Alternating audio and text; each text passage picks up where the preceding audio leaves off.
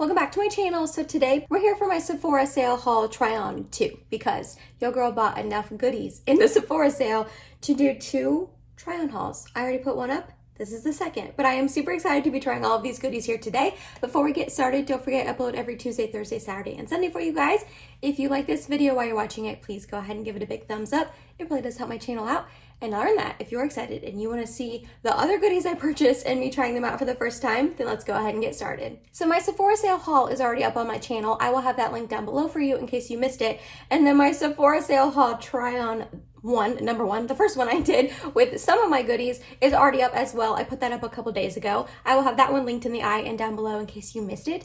But today we have more exciting products to try out and I am excited. You guys, I went a little crazy at the Sephora sale and bought a whole bunch of stuff, but it was stuff that I've been wanting for a really long time that I am, like I said, very excited to be trying out here today for you. The first item I'm gonna dig my grubby little hands into is the Natasha Denona Glam Face Palette.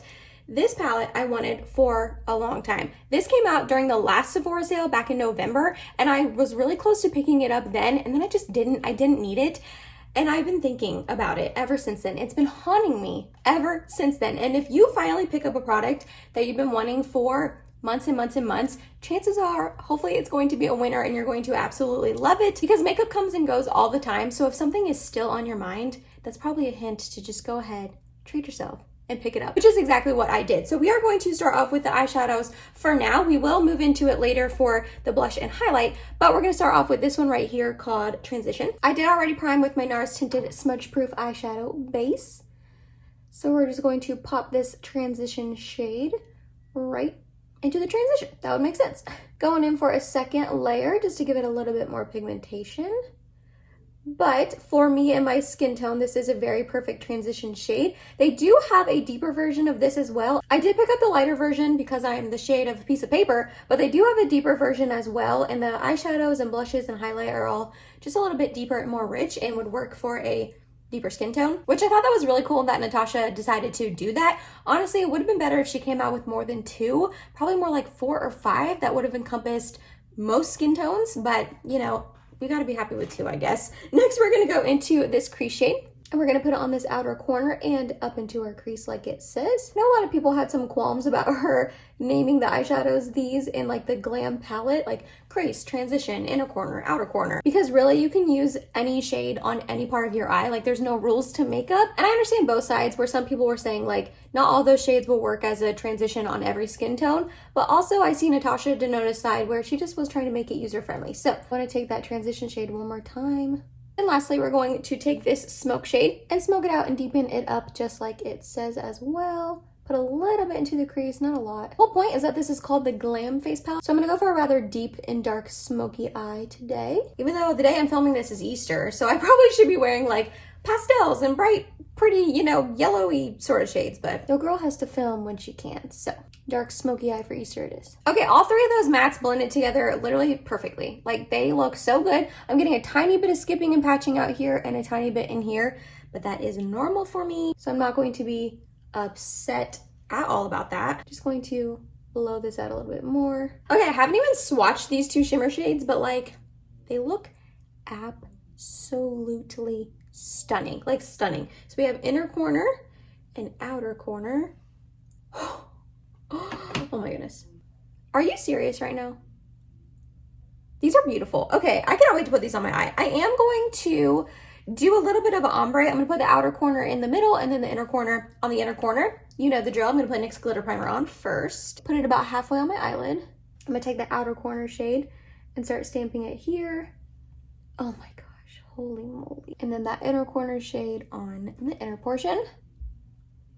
These are so reflective and shiny. Oh my goodness. I'm not sure why this formulation isn't in every single solitary Natasha Denona palette. I honestly have not seen a shimmer this impactful and shiny and just bright and beautiful on the eyes. I don't know if I've ever seen this formulation from her. And I've heard that about this palette, that these 2 shimmers on your eyes are just bananas, and everyone was correct. I hope the camera is picking up just how reflective and just stunning these eyeshadows are. Oh my gosh, I am so impressed by all 5 of those. The mattes were beautiful. Like I said, blended out nicely, blended into each other nicely. And then these 2 shimmers are like rocking my world right now. Like truly, I'm in love. So super happy with this palette so far. Again, we are going to try the blush and the highlight a little bit later in the video. So let me go do the other eye and I'll be right back. Alright, I got the other eye done and I do not have a new primer to test out, so I went ahead and applied my Touch in Sol No Poreblem Primer. We do have a new base product to try out though. This is the One Size Turn Up the Base BBB Cream, their Beauty Blur Balm Cream. I ended up picking up the shade Fair 2. This is supposed to be fair for rosy undertones. I did a swatch in my haul video and it did not look very rosy toned at all. It actually looked pretty yellow. So this says, all tint, all shade, be the ultimate blur boss with a buttery, bouncy, smooth skin, texture be gone. Apply to clean, primed, or moisturized skin. So it has a 12-month shelf life. And yeah, I'm excited. I've seen mixed reviews on this, and what I mean by that is that I saw that Taylor Wynn really enjoys this and that Morgan Turner does not. And that's all I got for you. I feel like I haven't seen a ton of people talking about this product. So we're just going to pump a little bit out onto my back of my hand. It looks very thick, and like almost whippy and moussey, which I don't hate. I don't hate that consistency. I'm just a little worried that it's a matte formulation. I don't want it to be too dry on my skin. So we're just going to dot a little bit of this on. Okay, not going to be the worst shade match ever, but definitely not the best, but that's all right. And then I am going to use my beauty blender. I bought one of these during the during the Ulta 21 Days of Beauty when it was half off. I have not used a beauty blender in years. So I'm excited to actually use one. It's actually a lot smaller than I remember it being. I thought these got a lot bigger when you get them wet, but I guess not, but that's all right. Definitely has medium coverage, not full by any means, but I can always go in with concealer. Main thing I'm worried about is that this is going to be too drying on my skin. Maybe I should have gone in with a little bit more hydrating of a primer. The Touch in Sol one is not super hydrating, but it also does like a little bit of everything. It has a little bit of pore filling and a little bit of hydrating, but it's blending in nicely. It's not like drying too quickly, especially for being a matte formulation. Sometimes those can dry too quickly and you don't have time to adequately blend them out before they dry too fast. Like I said, not the best shade match, but not terrible. It is a little bit yellow on me, which I'm confused on why it says it's for rosy undertones. It definitely is pulling like yellow and orangey and warm. Alrighty, I don't love it, but I don't hate it. So it definitely didn't provide a ton of coverage, which is fine. It's a little bit more on the medium side. Like I said, I can go in with concealer, or I might try to build this up a tiny bit, but this is what it's looking like with one layer on my skin. It's a little bit drying. It's supposed to have a matte finish, but I definitely see a little bit of glow still peeking through. I'm assuming from my sunscreen. I use the Super Goop Every Single Day sunscreen, and it's honestly pretty dewy. I mean, it's not awful. It's just a little bit drying, so I'm going to apply just a tiny bit more, not a lot. Just to the areas that need it. Let's see if it will build on itself without getting cakey. All right, so this is what it's looking like with 2 layers pretty much everywhere. I'd wanted to build it up. I'm actually liking how it looks on my skin in the sense that I like the coverage. I mean, obviously it's not covering up everything, but I don't mind that little tiny bit peeking through. The shade match ended up being, okay. Now that I have it all blended in, I don't think it's looking like insanely yellow on me. It is just looking a little bit dry. Yeah, a little bit dry, which is what I was afraid of. I feel like it's emphasizing my pores a tiny bit here in my T-zone.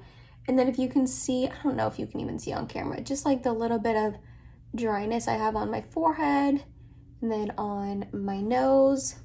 So yeah, not my favorite foundation right off the bat. However, I have tried way worse. I've tried way worse in the past that look awful on me upon first impressions. And I'm hoping maybe once I get everything, done, and then I set it with a setting spray and it kind of all melts in, that'll help with the dryness and it'll help just like melt it into my skin. So yeah, not terrible right now, but definitely not a new favorite. I don't have a new concealer or setting powder to test out. I am going to go ahead and use my Laura Mercier. This is her Secret Brightening Powder for the under eyes. I have the shade 1. I tested this out in my last try-on haul if you want to see this in action. But I'm going to go put concealer on, set my face, and then we'll be back to try out more goodies. All right, I went ahead and used my Hourglass Vanish Concealer in the shade Birch, set my under eyes with that Laura Mercier powder, and for the rest of my face, I used my Anastasia Beverly Hills Loose Setting Powder in Vanilla. This is like my favorite setting powder pretty much ever, and it tends to be the least drying on me. It did make the BB cream look a little bit drying on my skin, especially my forehead. I'm really hoping you guys can see just how flaky it looks. That is honestly really typical for me. A lot of foundations look like that on my skin, unfortunately. That's why when one like doesn't look like this on me, I'm like, yes, it's finally a winner. Sometimes when I set my face down, I end up liking the base product more. And this is not happening quite yet, but that's okay. We're gonna keep the train moving. Next up, I'm gonna try out my Dior. This is their Forever Natural Bronzer in the shade 04 Tan Bronze. It's their lightest one. I thought about trying out the Charlotte Tilbury Contour Wand on camera for you guys, and I still plan on trying this in like an upcoming get ready with me, but I want to do a first impressions for an Instagram reel, and plus I already set my face down, so I'm not going to be testing this out today. We're just going to be using the Dior. I haven't even like swatched this. Ooh, okay, it feels really silky. It feels kind of like hard pressed in there. Like I might have to build it up, but that looks like a really pretty tone. Can't really see it there. I don't know. Let's give this a go. I'm gonna start off with my smaller brush first, like I normally do. The BK Beauty 107. Just swirl it in there. There's like no kick up, like at all. Huh, it's like really hard pressed in there. That's interesting. And we're going to put some on my face. Okay, so I've heard this is a buildable formula and people were not kidding. But it's showing up and it's looking really, really nice on my skin. It's not getting patchy. Sometimes I really struggle with bronzers getting patchy on me, especially on my forehead here. It doesn't seem to be doing that. And I actually don't mind a bronzer like this that you have to build up because you guys know what I'm about to say. I'm heavy-handed and I don't like to like go overboard with my products. And when I have like products like this to where they are buildable, there's a less chance of me going overboard, which I like. So I was able to build this up quite a bit. I mean, you can definitely see it on my skin. That is a really beautiful tone.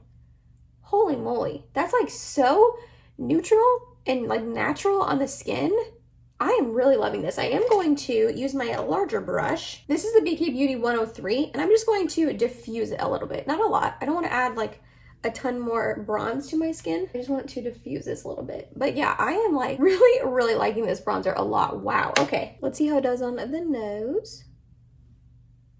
I'm not telling you that this $48 Dior bronzer is worth it, but I am telling you that I absolutely love how it looks on my skin right now, and I do not regret picking this up for 1 second. Now we're going back into the Natasha Denona Glam Face Palette. I'm going to test out this highlight first. This is in the shade Star Glow. It is a powder highlight. Ooh, that feels really creamy. I'm hoping it's not too dark on me, even though this is the light palette. Ugh, I can see that it has a cast right there on my hand, but that looks really reflective. So we're gonna give this a go. I'm gonna be really bummed if this is too dark on my skin tone, but ooh. Wow, that is beautiful. Put a little bit up here. That is so stunning on the cheek. I'm like really impressed with this highlighter. I'm not surprised because her Super Glow highlight is a really stunning highlight and I really enjoy it. But like, look at that. Okay, is it too deep? Maybe slightly, like there's a tiny cast on my cheek here. Let's try the nose. That's usually where you can tell. I feel like it's slightly too deep on me, but I feel like I could definitely get away with it. Like, I don't think someone's gonna look at me and be like, your highlight's too dark. Like, I don't think anyone's gonna notice.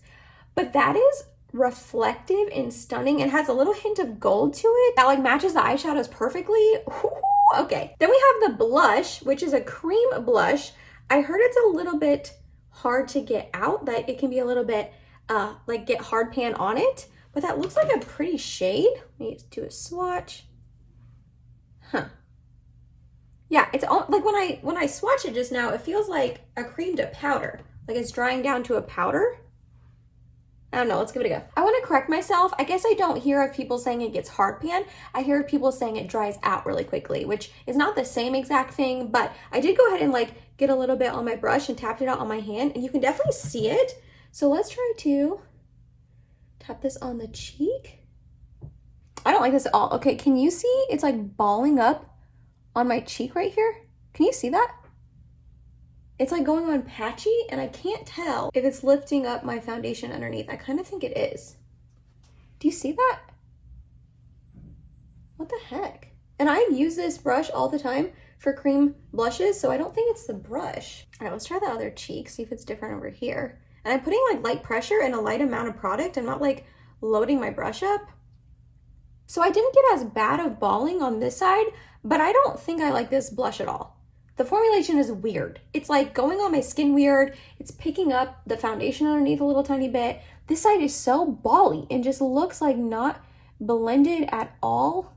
It dried down though, so that's nice. Like it doesn't feel tacky. I know it's like a cream, I think it's a cream to powder blush. So it's not feeling tacky, which I do enjoy. But as far as like what it's looking like on the cheek, I don't like this at all.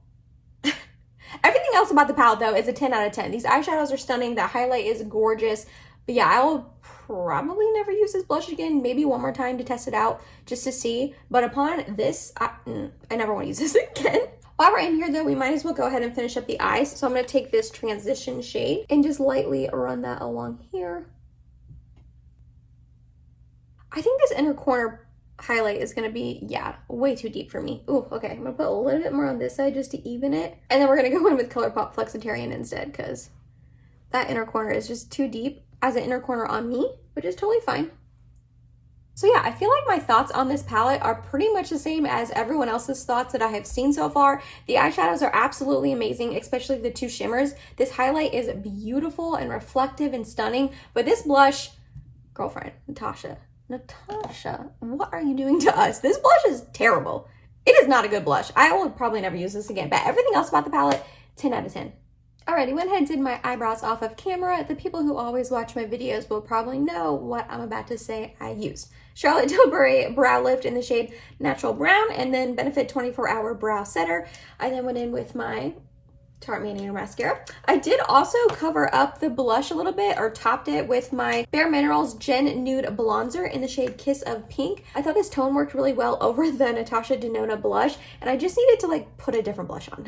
I honestly like still can see the Natasha Denona blush like being patchy and coming through on this cheek, and I kind of hate it, but that's all right. We're moving on to lips. I now have two lip liners to choose from Makeup by Mario.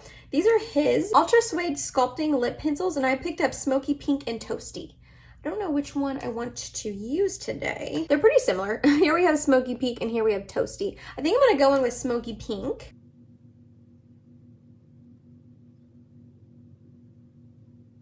And then I don't know how this is gonna go, but we're gonna go in the middle with Charlotte Tilbury Kim KW.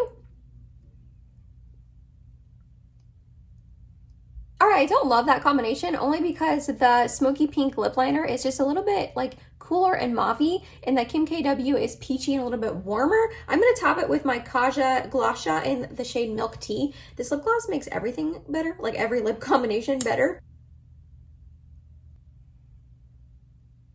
Alright, I love how that gloss just kind of melded the two other lip products together. This just makes your lips look so full and just beautiful and plump. And I only have a little bit left of this mini. I did pick up a full size in the sale. Last but not least, we're going to use my Charlotte Tilbury Airbrush Flawless Setting Spray to set my face.